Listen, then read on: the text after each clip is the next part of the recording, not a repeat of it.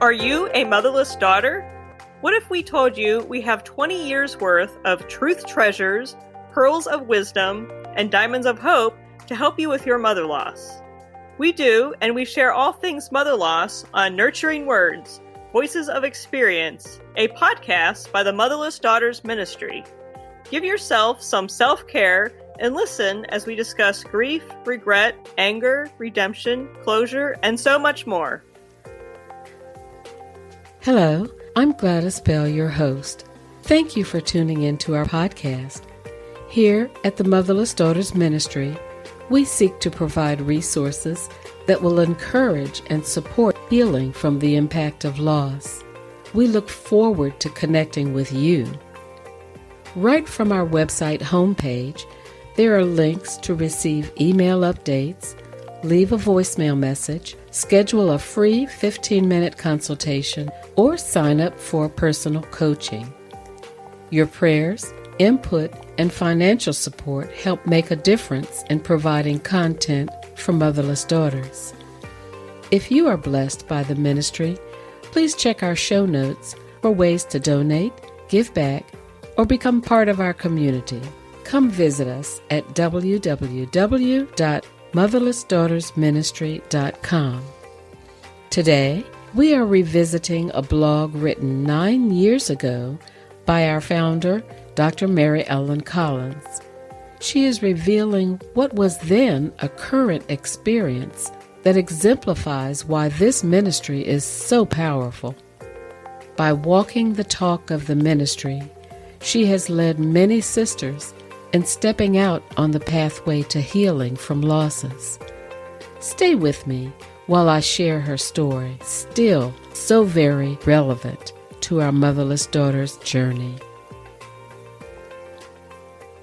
When you lose a mother, you become a member of the Motherless Daughters Club, a club no one wants to belong to, and yet here we are, on a journey, coping with our loss, striving to either create or maintain our identity, a lifelong grief journey. I am a card-carrying member of this club. My mother has been gone for 50-plus years, and I still miss her presence. In fact, I lead the Motherless Daughters Ministry and strive to help motherless daughters all over the world. But now, I am a member of a different club. Last spring, I heard the words that no one ever wants to hear. You have breast cancer. As the doctor said those words as gently as possible, what I heard was, "Welcome to the club. Congratulations. You now join women all over the world struggling with this burden." No, that can't be true. Granted, I have family history of breast cancer. My mother died when I was 15 of aggressive inflammatory breast cancer. But I had always told myself I would not get cancer. I took excellent preventive and proactive care of myself. How could this be happening to me? I undertook my investigation into the options and choices for my particular type of cancer with the same drive as I would take on a research project. I read everything I could get my hands on. I talked with others. I searched my pros and cons for each choice. I interviewed many physicians. I explored the many choices for breast reconstruction. I finally made my decision. Double mastectomy with DIEP flap reconstruction. The girls had to go. It was just the logical choice to make. Okay, I made my decision. When I presented my choice to my doctor, she told me that the DIEP flap reconstruction was not possible. What do you mean, not possible? All my research said it was. What she was really telling me is that she would not do the procedure in the way I wanted. In fact, she dismissed me as a patient. I found myself spiraling back to the feelings of abandonment I had felt years ago. Don't go. I need you. Wait. What now? There must be another way. Mustering up hidden courage from the back pages of my new cancer book, I thanked my ex-breast surgeon, hung up, and thought, well, what now? You have cancer. You need to have it removed. You have just lost the breast surgeon who was willing to help you. What have you done? It was in that moment that I heard my mother's voice saying words that I heard over and over in my youth. Quote, there is always another way, unquote. Could that really be her voice after all these years? Thanks, Mom. Changing breast surgeons was exactly what I needed to do. Meeting my new surgeon felt like coming home. The comfort was obvious from the beginning of our relationship. Then I met my new plastic surgeon. I fell in love with her immediately. These were definitely the women I needed to be connected with. Little did I know how connected all these women would be to me. My surgery took place a few months later. Not easy, any way you look at it. I spent the next months in a drug-induced euphoria, healing from my wounds. I am a planner and an organizer. My recovery was going as I had planned. Finding out that my nodes were negative and the rest of the tissue was negative heightened my sense of euphoria. I was on my way. This was going as expected. The disappointments. I never knew that there was so much emotional similarity between mother loss and cancer. Feelings of shock, shame, guilt, and the silent, secret emotions not shared. Some people coming alongside of you, walking with you. Others quickly changing the subject to trivialities to ease their own discomfort. You just want to shout, "There is an elephant in the room. Doesn't anybody see it?" But then there are the ones who have already buried you. They are silent. You no longer exist to them. They don't acknowledge anything. They are absent. My rational self excuses their behavior as their own discomfort. My irrational self hurts and cries about their rejection. I had this experience with more than one person. They were hidden and silent. Didn't they even care enough to send me a card? I guess not. It hurts when you are hurting and their absence seems to say, "I don't care. You are not important to me. You are invisible." One woman who had distanced herself from the ministry never showed up.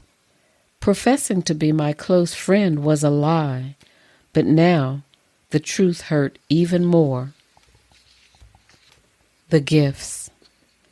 On the other side, there were some surprising and unexpected gifts. The unconditional love and support of my husband and daughter. Telephone calls from past exchange students expressing their love. A homemade mastectomy recovery pillow from a friend became my teddy bear. I refused to sleep without it. The many cards, food, caring, and recognition from friends. So, similar to a motherless daughter being comforted, when someone just recognizes the pain of your loss. I have to tell you about an unexpected blessing. A little backstory first. My mother died of breast cancer when I was 15, leaving my 17-year-old brother and me without parents. My father had left us when I was 10. That was in the 60s, when treatment consisted of surgical removal and radiation. The time that seemed to be quick from diagnosis to surgery to death had really started much earlier. She had been treated for mastitis, or inflammation of the breast, for over a year before surgery. As the daughter, I had gone with her to doctor's appointments many times. Back to the present. I have been rebuilding a relationship with my brother. We had been estranged for many years, but that's another story. This relationship was budding, and I was ecstatic knowing my brother and his wife. I called him to share my diagnosis and upcoming surgery.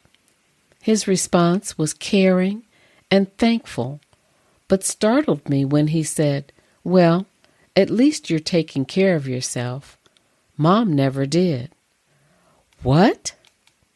I had to process his response and finally realized he did not know. On a later call, I told him my memory was different than his about our mother. Would he tell me about his? He had been told by another close family member, quote, "She did not take care of herself. She knew she had a problem and didn't do anything about it. You were not important enough," unquote. What? I told him what I knew about the start and progression that led to her death. He was speechless, but soon asked, why didn't I know any of this? My only response was that because I was the daughter, I had been with her. He was blown away with this new information. Can you imagine the hurt, anger, and disappointments he has experienced all these years, believing he was not good enough? His reality was that his own mother did not love him enough to want to live. I understand now that God gave me this opportunity to give him another view of his life story. We're going to take a short break, and when we come back, we'll hear the rest of the story. Join a sisterhood of those who will see you. We invite you to a 4-day healing retreat. The Journey, Healing the Wounds of Mother Loss One Step at a Time, is a residential retreat focusing on mother loss and its effect on your life, how her absence shapes your identity, influences your style of mothering and relationships, how your grief surfaces throughout your lifetime, and how you experience living beyond your mother's final years. You are worthy of healing and support, and the time is now. You will have excuses of "I'm too busy" and a million reasons of why not to go. Push those aside and give yourself a gift of renewal. For more information and to register, look for the Journey Retreat on our website, motherlessdaughtersministry.com. Another gift for a motherless daughter. God also placed healers in my cancer journey who understood what it was like to be motherless. Both my breast surgeon and my plastic reconstructive surgeon experienced mother loss at a young age. My preoperative visit with my reconstructive surgeon was shortly after the 2016 Journey Retreat. In fact, the next day to be specific. I did not share about my upcoming surgery at the retreat, instead focusing on the women God had brought to the retreat. I was flying high when I floated into Dr. C's office. She asked if I was always this happy to have surgery. I told her about the ministry and the weekend retreat. She said, quote, Me too. I lost my mother when I was 12 from breast cancer, unquote. My breast surgeon also experienced mother loss when she was a teenager. God had given me 2 motherless daughters to care for me. Where am I now? I begin this section with reminding myself that I took the one-word challenge a few years ago. My word for 2017 is transparency. So here it goes. Be gentle with me. It's been 7 months. I am healing nicely from the outside. Inside is a different story. The inside is an emotional wreck. All my research and preparing for the surgery did not mention emotional impact. No one said how difficult the emotional side of having cancer would be. I cry for no reason. I feel overwhelmed undertaking even the slightest task from my pre-cancer life.